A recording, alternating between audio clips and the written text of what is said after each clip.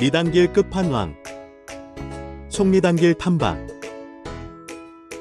2010년대 경리단길 이후로 땡리단길은 힙한 상권의 상징처럼 되었습니다.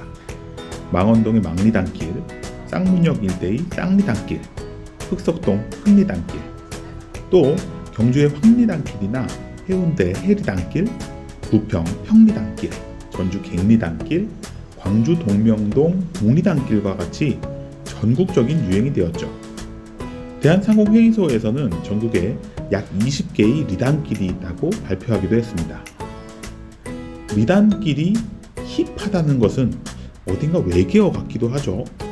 꼭 가보지 않더라도 어떤 느낌인지는 대충 알겠는데 그렇다고 해서 정확히 어떤 특징이 있는 상권이라고 정의하기는 쉽지 않습니다. 정확한 기준이 있는 것도 아니고요. 신규 점포가 많아지면서 리단길이 생긴다고 하면 신도시에도 몇 개 생겨야 될 텐데 그렇지는 않은 것 같고, 또 외국 음식점이나 카페가 많아야 리단길의 조건을 갖추는 것이라고 해도 그렇지 않은 리단길이 있다든지, 또는 그런 가게들이 많지만 리단길이 아닌 곳도 많습니다. 그래서 저는 누군가의 기획에 의해서 우리 여기를 리단길로 부르자 혹은 만들자 라고 하면 그냥 그때부터 리단길이 되나보다 정도로 생각하고 있습니다. 그런데 중요한 것은 그렇게 불리게 되면서부터 이 상권은 정확히 정의할 수는 없지만 알 수 없는 그런 느낌을 주는 상권으로 거듭나야 한다는 점입니다. 그 안에서 원래 장사를 하던 분들은 그 성격에 맞추지 못하면 점점 쫓겨나게 되는, 즉 굴러들어온 돌이 박힌 돌을 빼내는 젠트리피케이션의 희생양이 되는 것이죠. 그뿐만 아니라 새로움을 무기로 하는 상권이다 보니 또 다른 새로운 상권이 등장하면 바로 손님들 발길이 뚝 끊기는 문제도 역시 안고 있습니다. 그래서 땡리단길, 땡로수길 같은 현상은 상권의 활성화 관점에서조차 찬반과 명암이 갈리고 있습니다. 많은 전문가들이 얘기하듯이 이 문제의 해결책은 신구의 조화입니다. 새로움만을 추구하다가는 기존 전통을 몰아내거나 또 다른 새로움에 밀릴 수 있는 문제를 항상 안고 있기 때문에 이 상권에서만 찾을 수 있는 고유의 정체성을 갖춰야 한다는 게 중론이죠. 그러기 위해서는 기존의 문화와 정체성을 보존한 채로 새로움이 입혀져야 하는 것이고요. 오늘은 그런 조화의 단초를 발견하기 위해 속리단길을 찾았습니다. 지난 편에서 탐방했던 용산 삼각지 용리단길과 오늘 탐방하는 석촌호수 주변 속리단길이 최근 리단길의 양대장이라고 불리고 있으니까요. 속리단길은 지난 2년 새 급속도로 성장했습니다. 지난 리단길들의 흥망성쇠를 보고 개발된 상권이라 그런지 그 전철을 밟지 않기 위해 조금 더 고민한 흔적들이 엿보이죠. 일단 위치상으로는 석촌역과 송파나루역 사이에 위치합니다. 지하철로 접근하기 편한 위치에 있죠. 또 방이동 먹자골목이라는 대형 유흥상권의 하단에 바로 근접해 있는 점도 생뚱맞은 위치에 독자적으로 기획된 상권보다는 유리한 면이 있습니다. 거기에 석촌호수가 주는 미적 아름다움이나 산책 코스, 또 잠실의 쇼핑, 놀이시설과도 근접해 있는 점이 강점으로 작용했습니다. 기본적으로 집값이 비싼 송파구에 위치하다 보니 고급스러운 상권으로 인식되는 점도 있고요. 그러다 보니 코로나 여파로 매출이 감소했던 2020년을 지나 다른 상권들이 여전히 어려웠던 2021년, 속리단길은 매출이 증가하기 시작합니다. 2022년 1분기는 잠시 주춤했지만 2분기와 3분기는 매출이 크게 증가했죠. 동시에 영업하는 점포도 계속 늘어났고요. 그렇게 규모가 커지는 동안 구성도 조금 바뀌었습니다.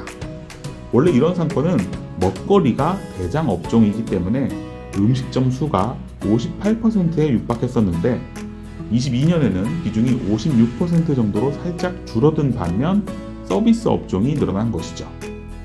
가게의 면면도 조금 달라졌습니다.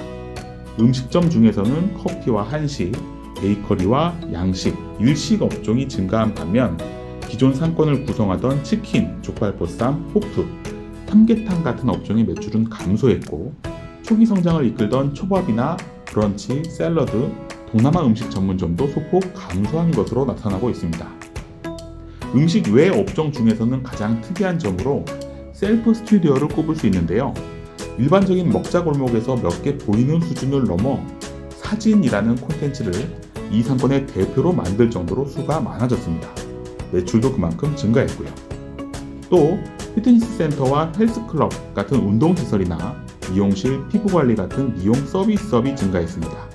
반면 의류나 화장품, 속옷 같은 패션 자파류 업종과 기존 상권을 구성하던 목욕탕, 정육점, 당구장, 슈퍼마켓 등은 매출이 감소한 것으로 집계됩니다. 데이터 분석 결과는 상권에 그대로 나타나고 있었는데요. 메인 속리단길에는 양식과 일식집이 눈에 띄게 늘었습니다. 그 사이사이를 헉 소리 날 정도의 디저트 카페들이 채우고 있고요. 그렇다고 한식당이 없느냐 하면 그렇지도 않습니다. 우리가 일반적으로 생각하는 한식당의 외관은 아니지만 트렌디한 한식당도 인기가 많습니다. 골목골목에 자리 잡은 디저트 카페나 한우 오마카세 같은 특성 있는 점포들도 눈에 띄고요.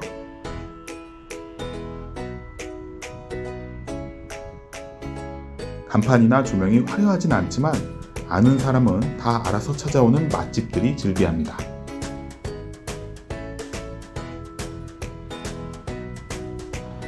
그러다 한 골목을 내려오면 비슷한 듯 다른 풍경이 펼쳐지는데요. 메인 길이 저녁 식사에 가깝다면 한 골목 아래쪽은 주류에 가까운 느낌입니다. 꼭 트렌디한 요즘 감성은 아니더라도 삼겹살집, 소고기집, 족발, 보쌈, 낙곱새, 빈대떡, 골뱅이 같은 업종들이 분포하고 있습니다. 옛날 가게들이라 인기가 없느냐 하면 그렇지 않습니다.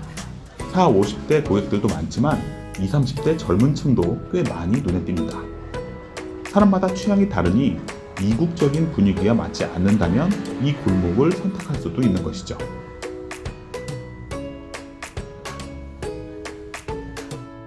상권의 전반적인 느낌은 아직 완성형이 아니었습니다. 개점을 준비하는 곳도 골목마다 두세 개씩 눈에 띄고 내부 인테리어를 손보거나 메뉴를 개선하거나 컨셉을 바꿔보려는 시도들이 곳곳에서 발견됩니다. 2023년이 되면 지금과 또 다른 느낌이 날 수도 있겠다는 기대가 되고 유동인구도 더 늘지 않을까 싶습니다.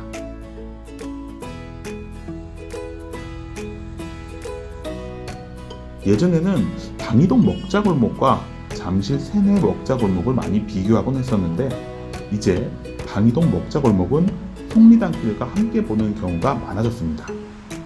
주점과 고깃집, 유흥가로 비슷한 특징을 가지는 방이와 잠실 세내는 대체적인 성격을 가지고 있지만 트렌디한 저녁 식사와 카페를 내세우고 있는 속리단길과 방이 먹자골목은 보완적인 성격이 있기 때문이죠.